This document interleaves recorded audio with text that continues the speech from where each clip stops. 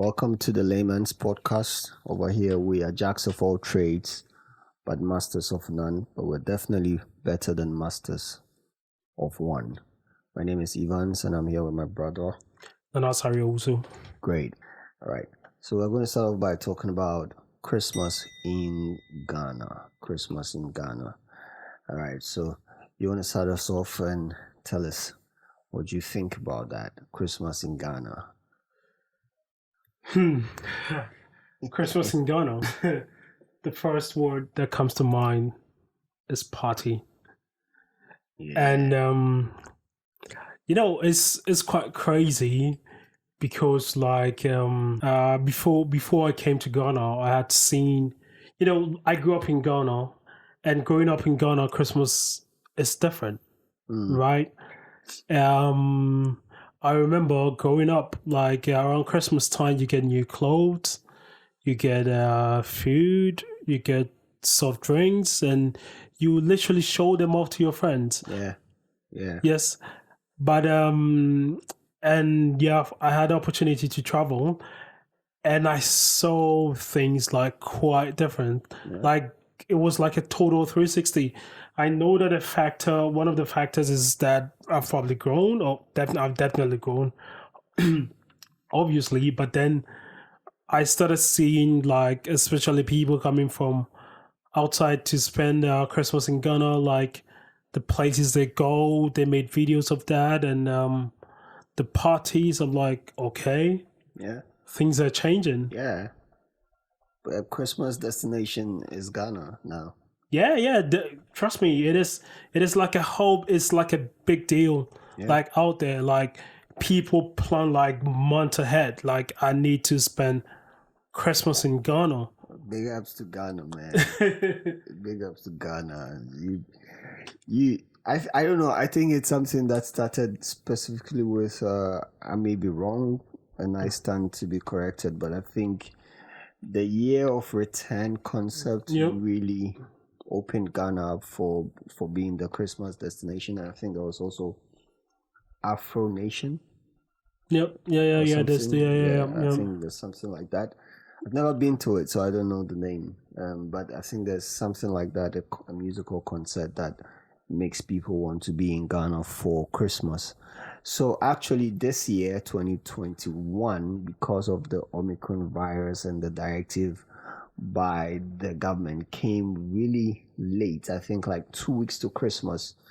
And they said that if you didn't have a vaccinated passport, you couldn't come to Ghana. And a lot of people were very livid. You go on Twitter and people were so mad that they don't have enough time to get all the 2 doses of the vaccination before they can come to Ghana. So the Ghanaian government is being unfair, which was crazy to me. I didn't know that people really were that big on coming to Ghana. It's so big that there are Twitter wars between Ghanaians in Ghana and those in the diaspora regarding who was going to get more attention.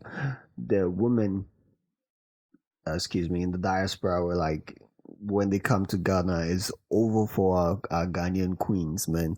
And the girls and the guys also over in the diaspora said when they come to Ghana, it's over for the kings in Ghana. But it's very different when you come to Ghana, because Christmas in Ghana means that Ghana is freaking expensive. Yep. And it's actually the people who are in Ghana that know their ways around the system to be able to survive. You would see these diaspora people in Ghana and oh my God. Somebody said they've been sipping energy drinks for 3 days.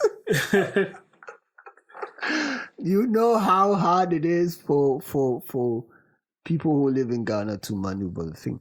But obviously, like I was saying, Christmas in Ghana is definitely expensive.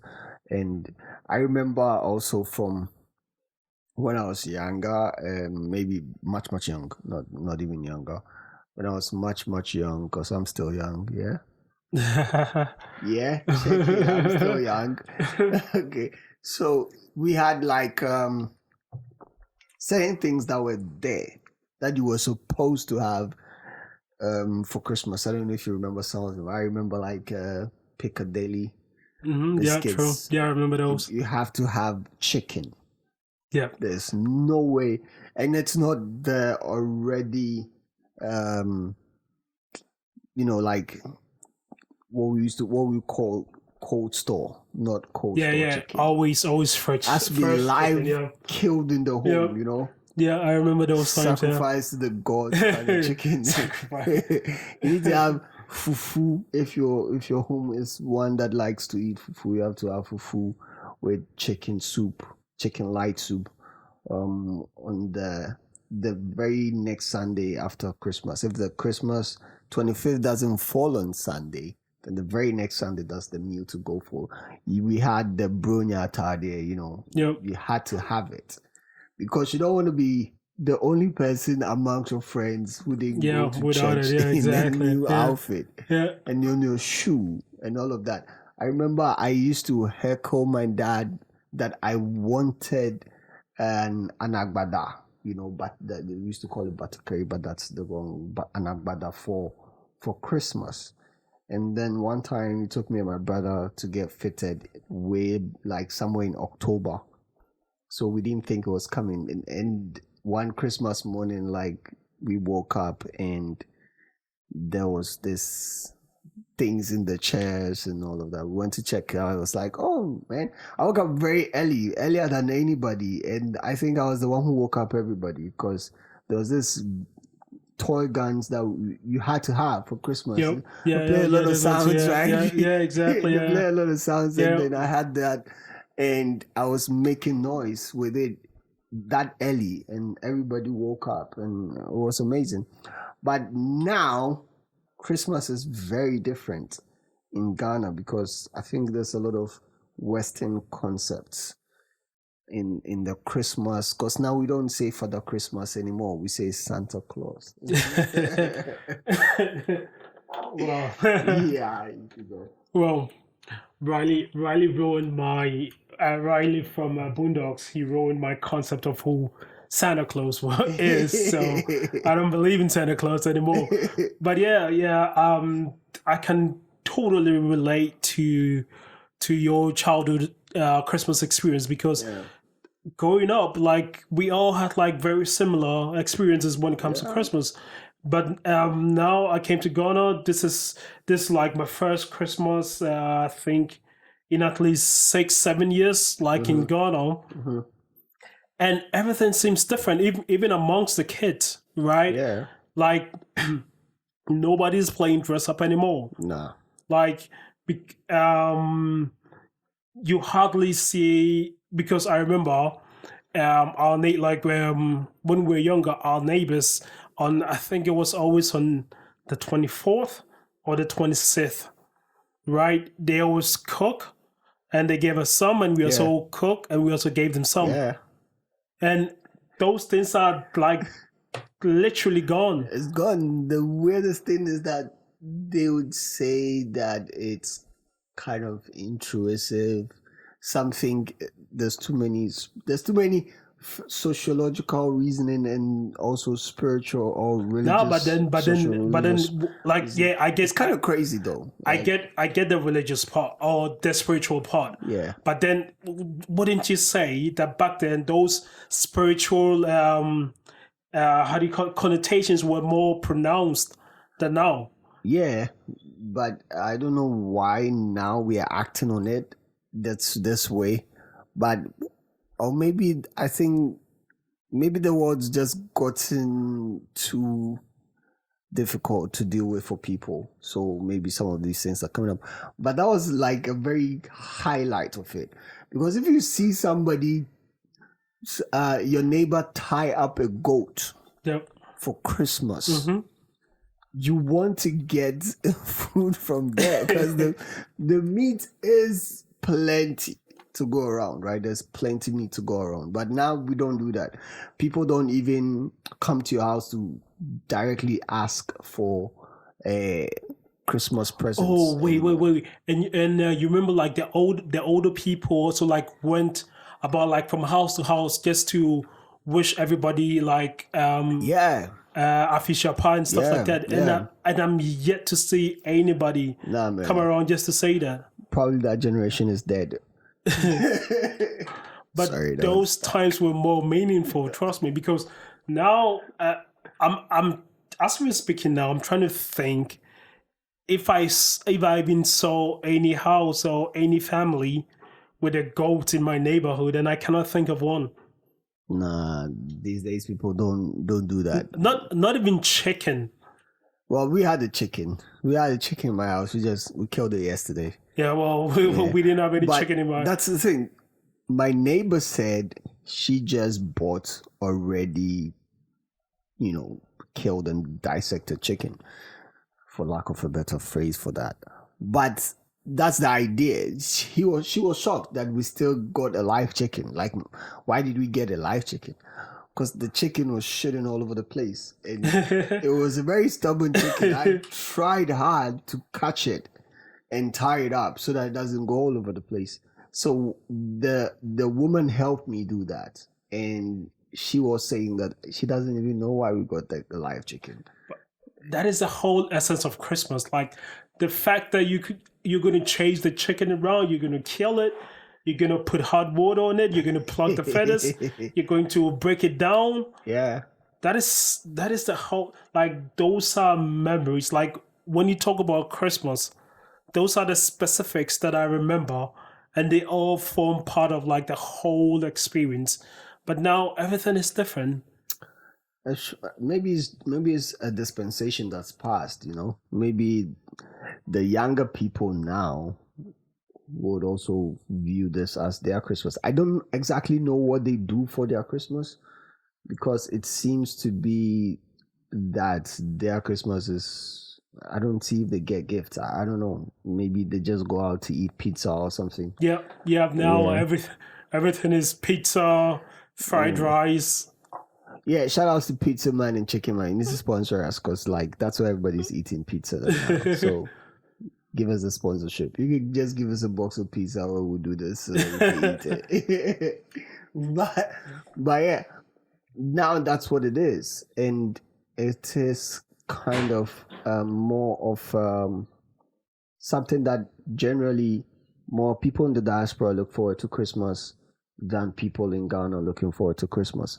Because now we bemoan the traffic, vehicular traffic, human traffic, getting stuff done in time, planning how to gather money together to look forward to the holidays.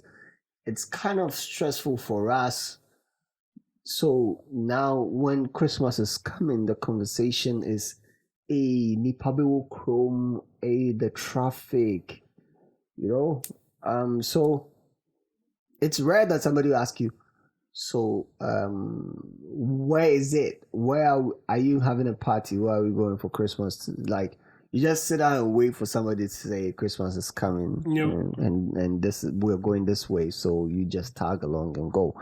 You probably would not have more plans for yourself. Maybe say one day you decide to go out, but the rest of the days you might typically be tagging along. And if you have a partner, like a girlfriend or boyfriend, I mean, especially if you're a guy and you have a girlfriend, I mean, your expenses are crazy. Wow. Why do these people want so much from us? Like, can you people slow down? Well, that's a whole different conversation altogether. But But let's get into it. Like, I think you would spend more money if you have a partner than you will if you have a family. Like, if you were married with kids. yeah, but then if you're married, that is like the priorities are different. But then if you just dating, like the goal is to please, you understand? And there's this weird concocted competition that most of us find ourselves in. Not that we put ourselves in, we find ourselves in, where we feel like we always need to outdo ourselves in order to please either your partner or maybe like whatever circle that you're in. Over my dead body. Well, well, we've all been there one way or the other. One way or the other. Like, I share a funny story. So, on this Sunday, just this past Sunday, I decided that I wasn't going to go to church, because I had some stuff to do around the house, and it was, I think Sunday was the 26th, right? Yeah, exactly. So then I heard that this girl that I'm talking to, she was back in church. I'm like, should I go or should I not? And I sorry, Jesus. I struggle with myself. Like, I nearly went, and I'm like, okay, if I go, I know that I'm not going because I'm going to church, because I had made up my mind like days earlier that I wasn't going to go on the 26th. But then just because I heard this person was in church, I'm like, okay, maybe I should go. And I was considering it like for 30 minutes, for more than 30 minutes. So yeah, we've all found ourselves in situations where we feel like, okay, regardless of our original disposition, we still want to kind of outdo ourselves or kind of prove to a certain degree that, okay, this me. You understand what I'm saying? Yeah. So yeah, it might not be that direct, but yeah, we've all been there. Especially if you're a guy and you've ever dated somebody before, or you've ever fancied somebody. Yeah, you've done some crazy stuff. You know yourself. I've done some definitely done some crazy stuff.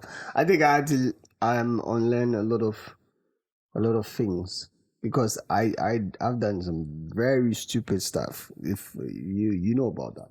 So now I think my perspective has been rewired somehow on some of these things. But still, there are certain things that, I mean, I get your point. It might not be very direct, but before you realize it, you notice that you're actually doing stuff to make this person see you as more desirable. So yeah, that's true.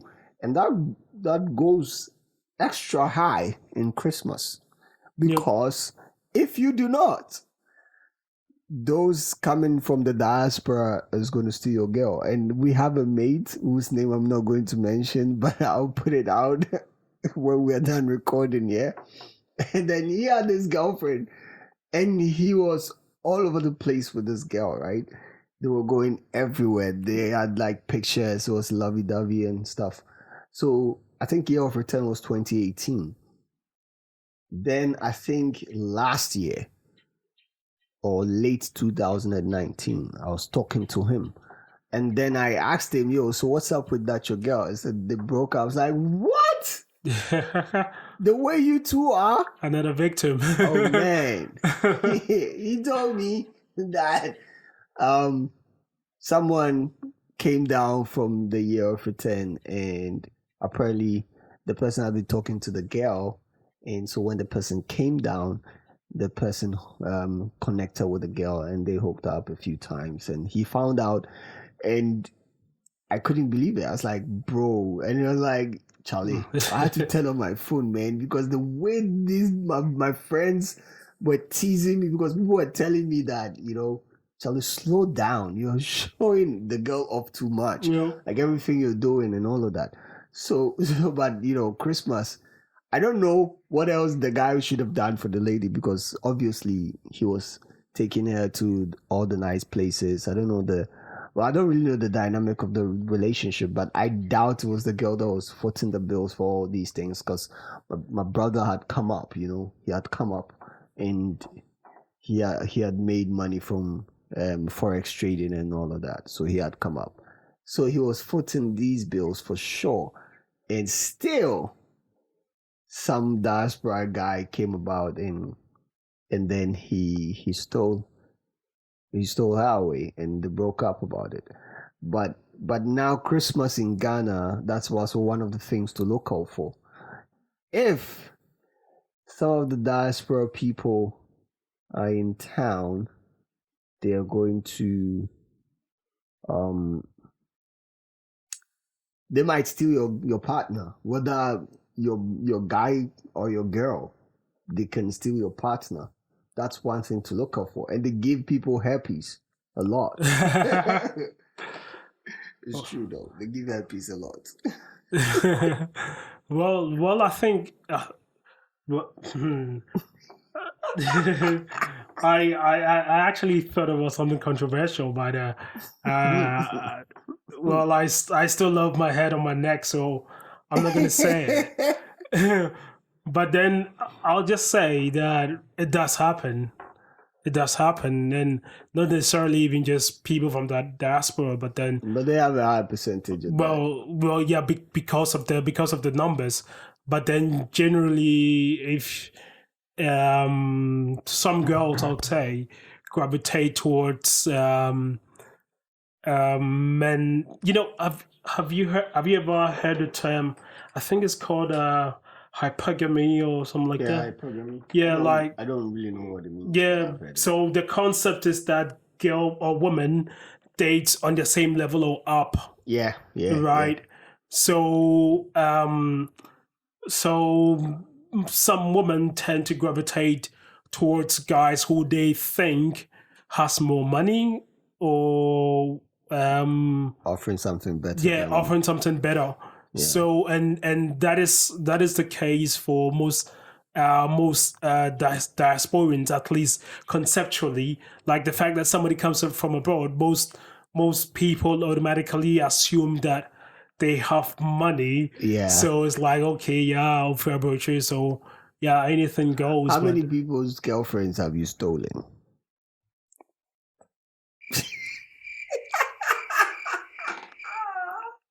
So like I was saying,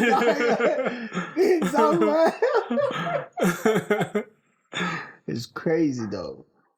Yeah, but it's crazy and it's also sad. It's also sad because the reality is that I wouldn't say most, but some of these guys who are coming from abroad, like I know people, right? Yeah. They work menial jobs. Yeah. Like let's say at restaurants and stuff like that, and they save up. Yeah. Just to come for a couple of weeks here in Ghana, and you see them spending a lot of money. You see them buying bottles, as we say. You see them buying tables at clubs and stuff like that.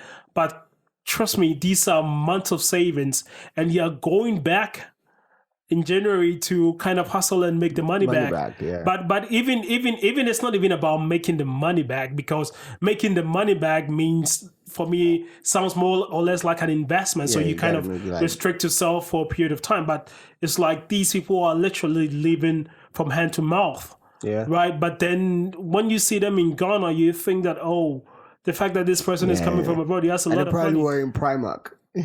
Man. I'll tell this story, yeah. So before I traveled, the first time I heard of Primark, it was from South Korea, yeah? Yeah. And he was bragging in a song about shopping at Primark. Yeah. So I went abroad. We gotta find that song and put it in audio. Well, copyright. So I went abroad, I went to Primark. Like the first clothing store that I went to was Primark. And I bought a couple of stuff there. And up until up till now, that is the last time I ever entered that shop. The quality is so bad. Yeah. It's like the worst quality you could get. So, like this, I think that most of us Ghanaians, we believe in things that we've heard, right? Yeah. Some of us need to take a minute and actually research like the things that we've said, the things that we think we believe. We would have a whole different perspective on most of the things that we do, how we talk, and even the level of, I wouldn't say respect, but the level of reverence that we give to people, right? Because there are some people, we've put them up there, and the real people who should be up there, we've lowered them just because we still live in the same neighborhood with them, or we still live in the same country with them. We need to start giving respect or reference to those who deserve it, not just by virtue of the fact that this person has lived abroad 6 months and speak and has a little bit of an accent in his English, so that already checks every single box. As for the accent, I have my people in Chrome can get you an accent like this quick. They know how to switch. But do you know what a bomba is? No, what is that? Right, a bomba is somebody who foots the bill. Like whatever is on me, that's a bomba. And Christmas in Ghana, one of the essential things to have or to be blessed with is a bomba. Now the thing about this is that most people coming from the diaspora cannot even be bombers. Like the actual bombers are people that live in Ghana. Maybe they travel, they go back for business, back and forth and like that. So like you're saying, you really need to research well. You need to understand who you are giving all this clout to, just because somebody is coming from somewhere. I mean, you have a bomber, your Christmas is set and your January finances might be looking good if you if you don't spend your own money. January, is it January? January. Yeah, the January finances might be looking good. All right. So talk of January finances.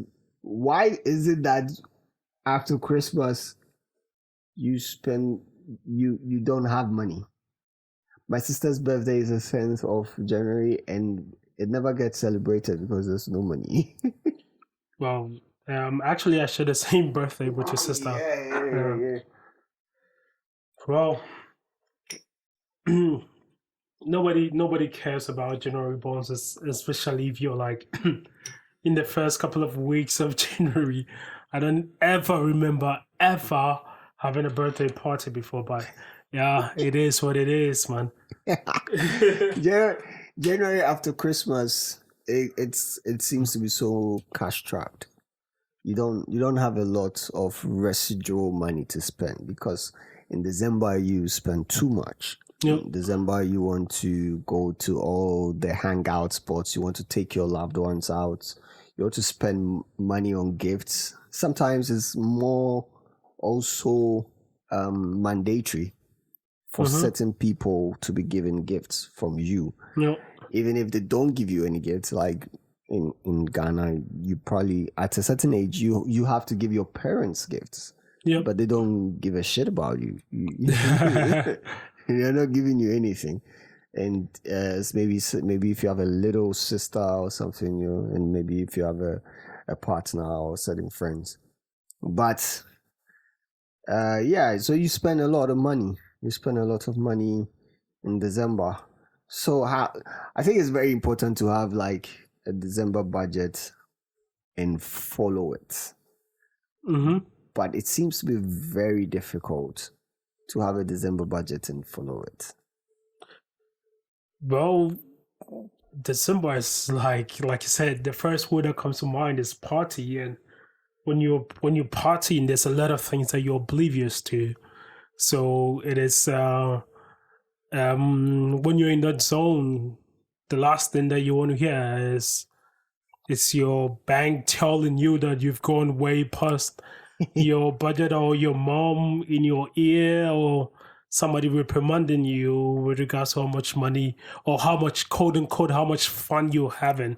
Yeah. Nobody wants to be policed in that area, not especially by your own self, right?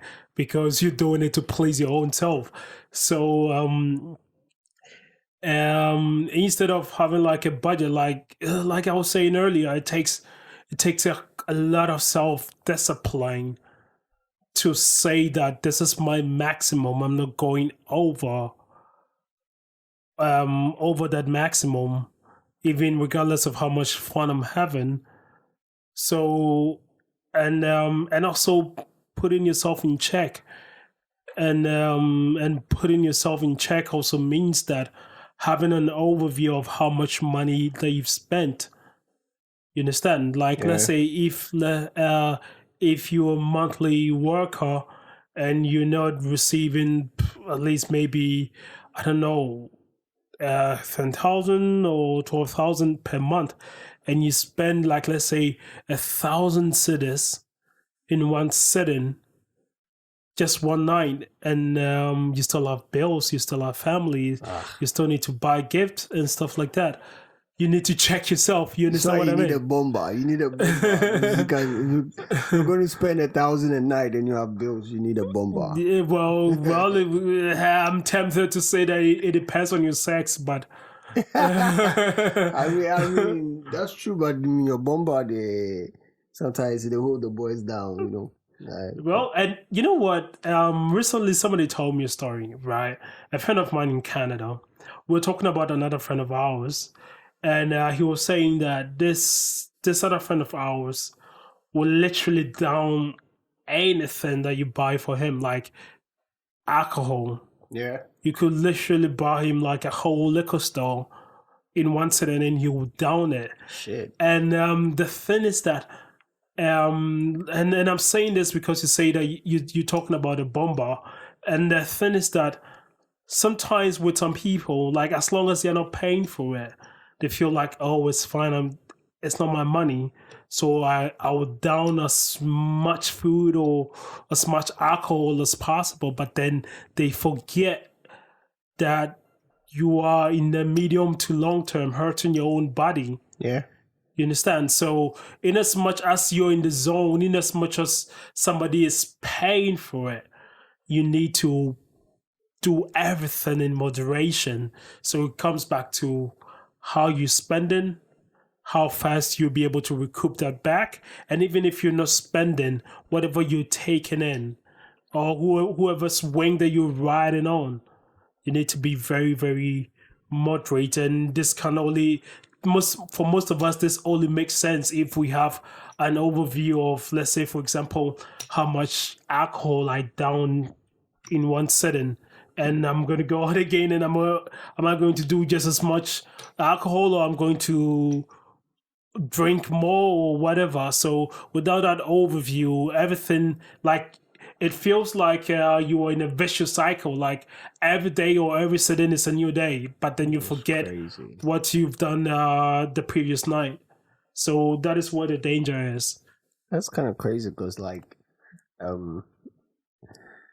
if you down so much alcohol because somebody's paying for it, like, so because you can't afford to buy alcohol, so you drink as much as possible, or maybe just because somebody's paying for you drink, I should just drink as Yep. much as possible because what, tomorrow I might not get the opportunity.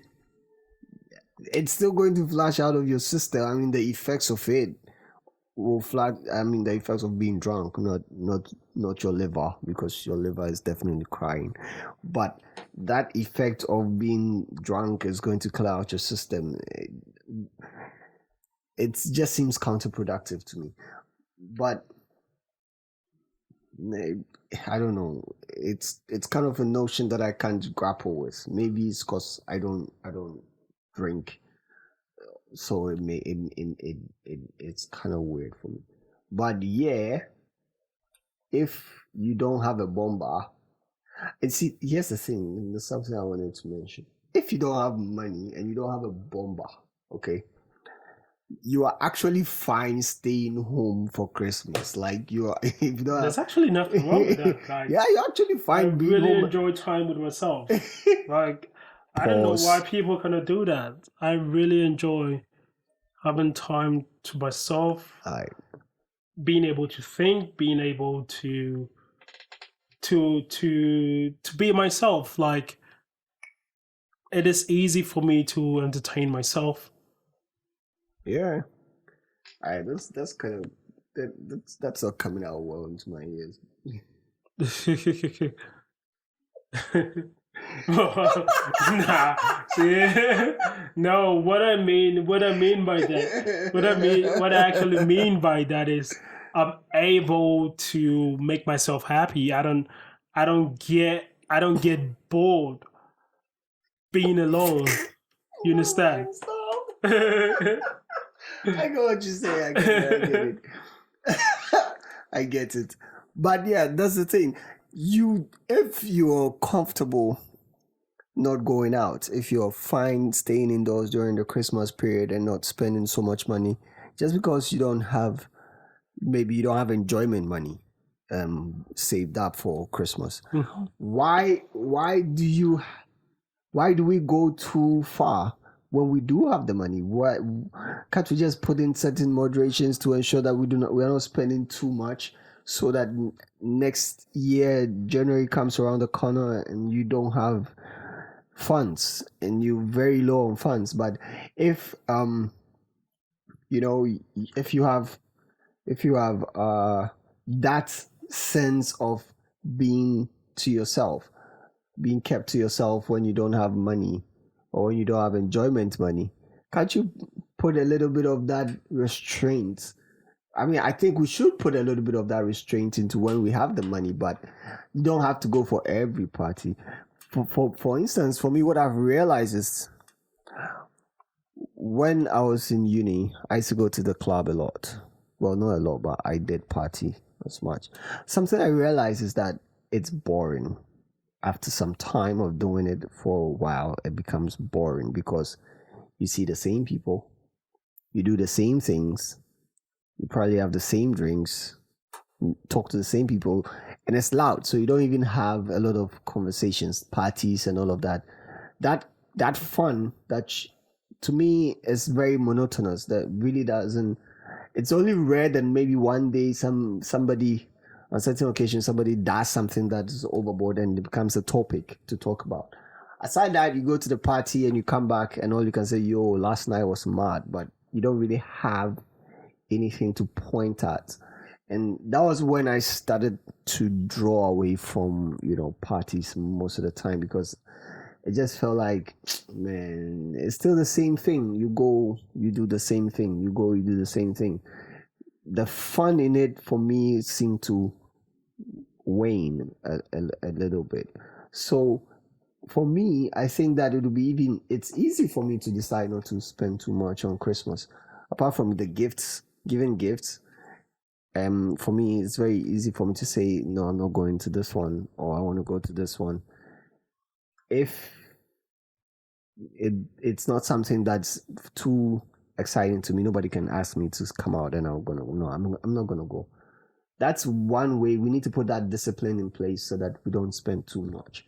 We don't spend too much, because Charlie, that January financial constraint in a day, it is huge. Like, you saw the meme, like there's 100 days of January to go through, and you don't want to be caught in that web where you can't afford certain necessities. You have to restrain yourself on certain necessities. Seems like too much work just because you spend too much in December.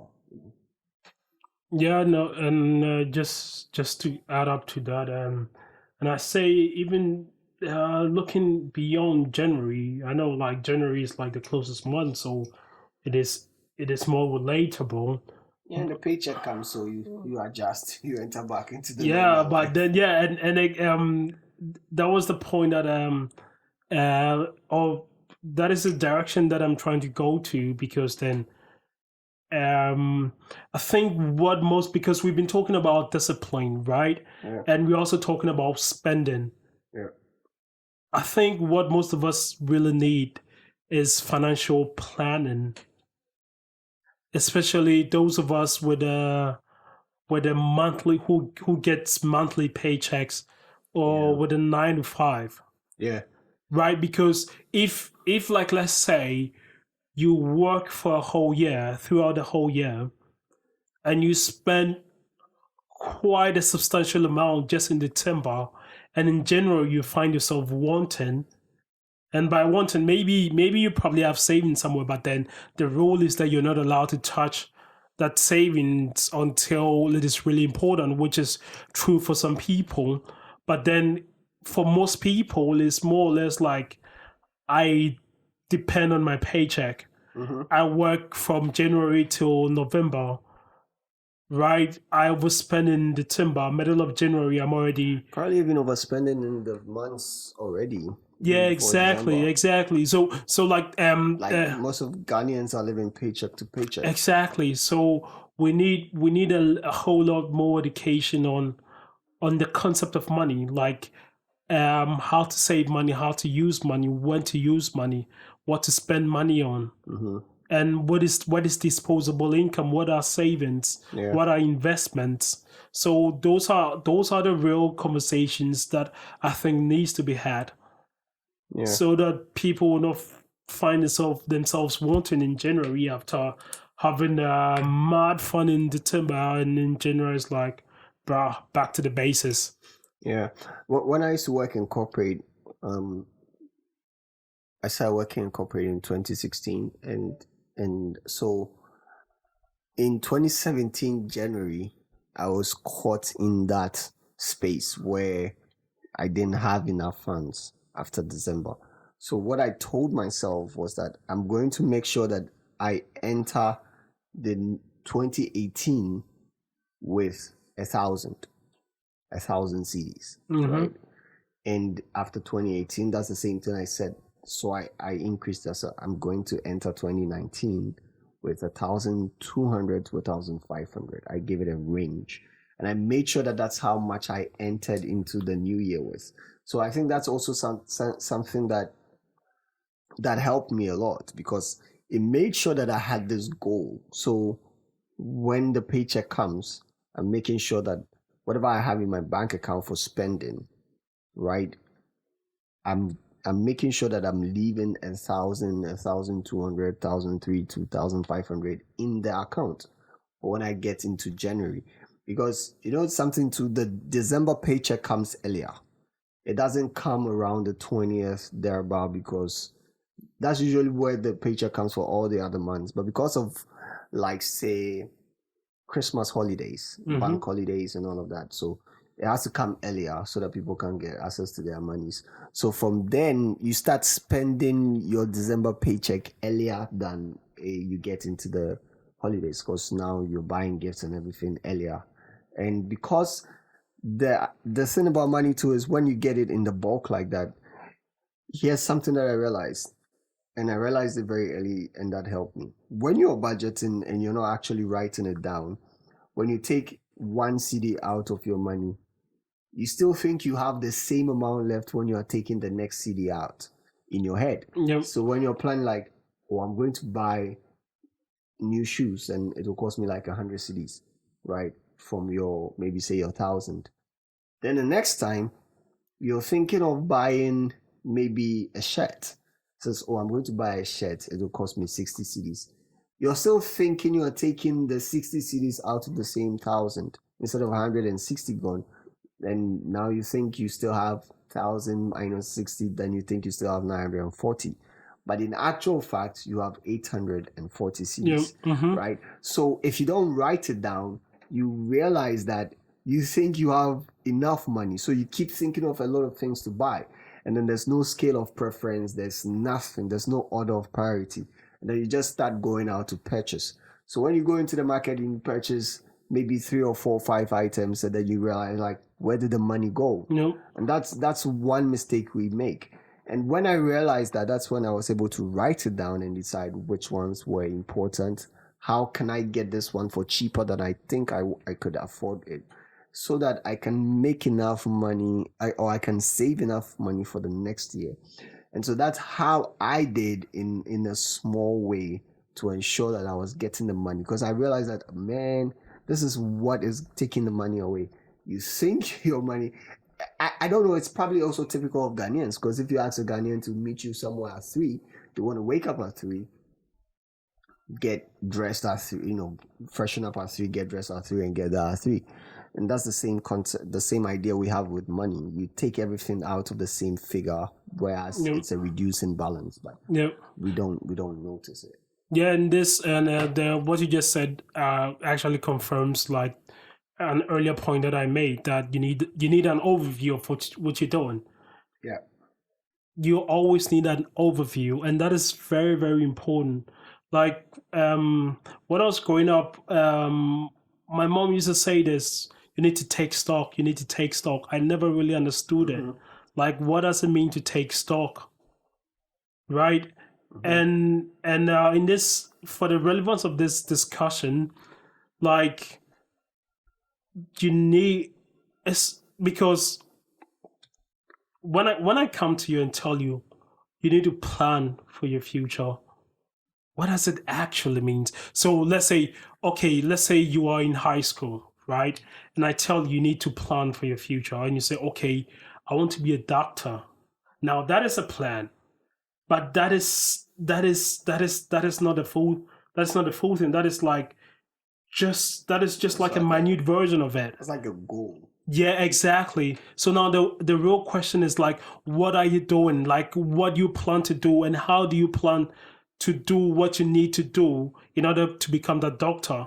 So, translating that analogy back into our conversation, when you say you need a budget, or you need to have an overview of how you spending, or how much what your balance is. Like, personally, at some point, I avoided looking at my bank balance because I knew that would stop me right in my track with regards to the frivolous things that I was spending my money on. Yeah. Because at some point in my life, what I really enjoyed was going out to restaurants, right, and buying new clothes, and I was getting a package. Like, I buy everything online, even like toothpaste. I literally bought everything online. So it was like every day I was getting a package, and that was my whole satisfaction. And the only way I could keep up with that lifestyle was by avoiding looking at my bank balance. That's wild. No, and it's true, and it is something and it's a place that I go myself to mentally. And before I realized it, I was already there. So you always see me looking good, and to a certain degree, I had a job. I was making quite some good money, so I could fund that lifestyle. But by funding it, I had zero balance at the end of every month. Yeah. Like, at the end of every month, I never ran into negatives, but at the end of every month, I was always at zero. And the moment I'm at zero, my new paycheck hits, and it feels like, oh, I still have money in it. Yeah. So as long as I'm not getting an email from the bank, or a purchase that I've made, I'm getting an email from a store, from a supplier, that, oh, your purchase didn't go through because you don't have enough funds, I'm okay. Yeah. So I didn't check my bank balance. I didn't do nothing. So I had no overview of what I'm doing. So sometimes I tell you to have an overview, I mean that you need to look where's relevant. Yeah. You need to balance, like, and these are like very basic stuff. And for me, what got me think, what kind of, like, the first step that got me out of that space was, okay, so today I got a package that had, let's say, these marks in it. How much should I pay? I wrote it down. The next day is a t-shirt. How much did I pay? I wrote it down. The third day is a pair of jeans. How much did I pay? I wrote it down. And my rent, my other bills, I wrote everything down. And at the end of the month, in the middle of the month, I added it up. And in the first 2 weeks, I was spending almost 70% of the money that I was receiving. Yeah, in the first 2 weeks. Shit. Because it got to a point that I was kind of like, I had items in waiting. So as soon as the paycheck hit, I start paying for them. So I put them in my basket. As soon as the money comes through, I start paying for them. So I realized that within the first 2 weeks, like 70%. And I'm not even talking about grocery shopping here. I'm talking about just personal stuff, like things that I don't really need. I don't even need. Yeah, I mean, how many for a guy? How many t-shirts do you even need? Trust me, the last time I counted my t-shirts, and that was after I've thrown out most of it, because I had to switch houses and I couldn't take all my t-shirts, and just t-shirts, like anything that looks like a jumper or pullover, and those were not part of it. I'm talking about just t-shirts. I had over 70 t-shirts. Well, dang. Over 70.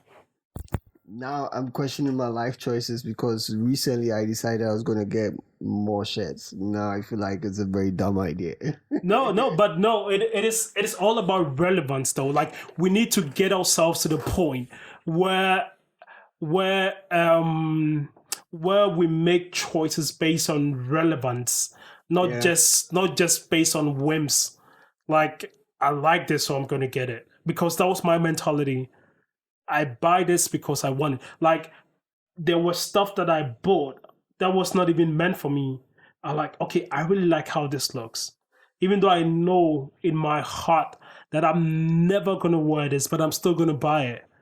And let's say Like a if like a trophy piece. Yeah. Yeah, yeah.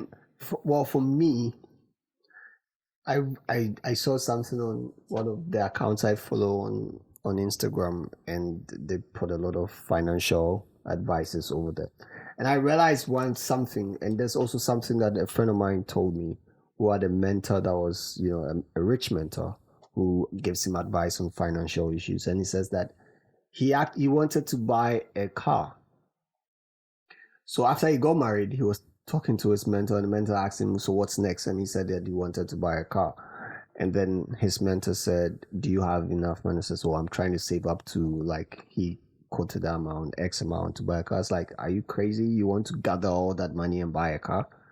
And he says he was shocked that he told him that because, I mean, he's rich. That's how he Yep. says, "No, that's not how we do it. No. That's not how rich people buy stuff. We buy stuff on hire purchase. Nope. We pay a certain percentage of it. Just that we have high standing credit, so they give it to us, and we pay it off in installment. Mhm. So we pay higher than the original cost because we're not paying it outrightly. Yep. But it's still easier because then we get to pay when we are able to, or when we want to pay certain things off it. So that was also some of the ideas I got off the page on Instagram. So that's how I buy stuff now. I could buy it outright, but I just tell the vendor that, can you give me maybe 3 shirts, and I'll pay them off in installment. And if they agree, I just take them. I can actually afford. Sometimes I don't even take them. I say, keep it for me, like layaway. Yep. Keep it for me. When I finish paying it off, I come and pick it. So I can pay it off outrightly, but I feel like, okay, maybe some of the monies could go into certain areas, so I don't pay it off outrightly. I just say, okay, every week I'll give you, like, say, maybe 30 CDs.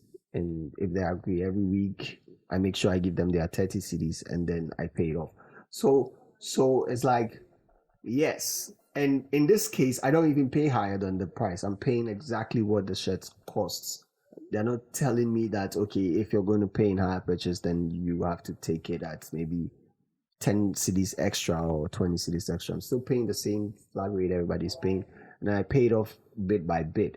And I've come to realize that that's actually helpful for me, because then sometimes when certain unexpected expenses come up, I know that I have not put all my money into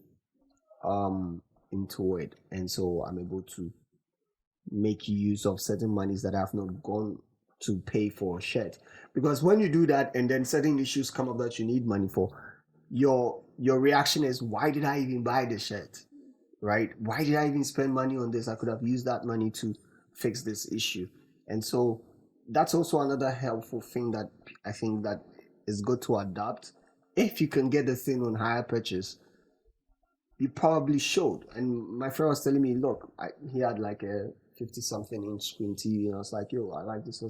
I didn't pay for it outright. I was like, who gave you this without collecting all their money? So you just need to know the right places to go. They can actually let you pay it off in monthly installments, and they give you the TV. I was like, man, I didn't know. Because I was thinking, if I want to get a TV and all of that, brand new stuff, I have to pay outright. So it's like, and the way that the Ghana system works, that's how cash and carry, that idea, cash and carry, no credit. So you have to save up so much and gather all that money and give it to one person, then you're back to zero. And I'm not comfortable with that style of purchasing stuff.